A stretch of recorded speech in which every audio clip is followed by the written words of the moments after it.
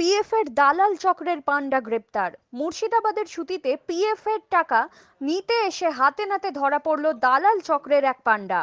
জানা গিয়েছে জাহির হোসেনের কাছে পিএফ এর টাকা তুলতে ১৫০০ টাকার দাবি করে এক ব্যক্তি। তাকে বলা হয় এই টাকা না দিলে তার ফাইল আটকে যাবে। এরপর রবিবার ওই ব্যক্তি টাকা নিতে গেলে মুর্শিদাবাদের সুতি থানার পুলিশ তাকে হাতে নাতে গ্রেপ্তার করে। অভিযুক্তের শাস্তির দাবি করা হয়েছে। সানি নিউজ। কি হয়েছিল? ওই আমার বাবার পিএফ তুলতাম, তো ১.৫ বছর হয়ে গেল প্রায় পেনশনে পড়া। আধার কার্ড ভোটার কার্ডে সামান্য কিছু ভুল ছিল, ওইগুলো ঠিক করলাম।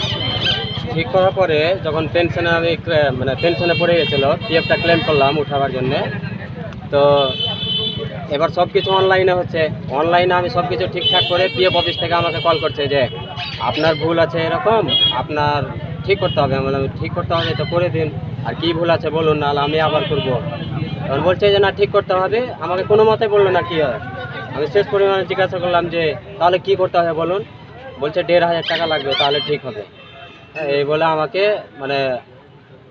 ৮-১০ বার কল করেছে টাকার জন্যে, দিয়ে আমার কাছে টাকা নিতে এসছে। সব কিছু আমার কাছে আমাকে বললো যে আমি আমাকে বললো যে আমি পিএফ অফিস থেকে বলছি, আমি পিএফ অফিসের লোক, আমি পিএফ অফিসেই কাজ করি। কি মনে করছো এরা কি অফিসের লোক না দালালেরা?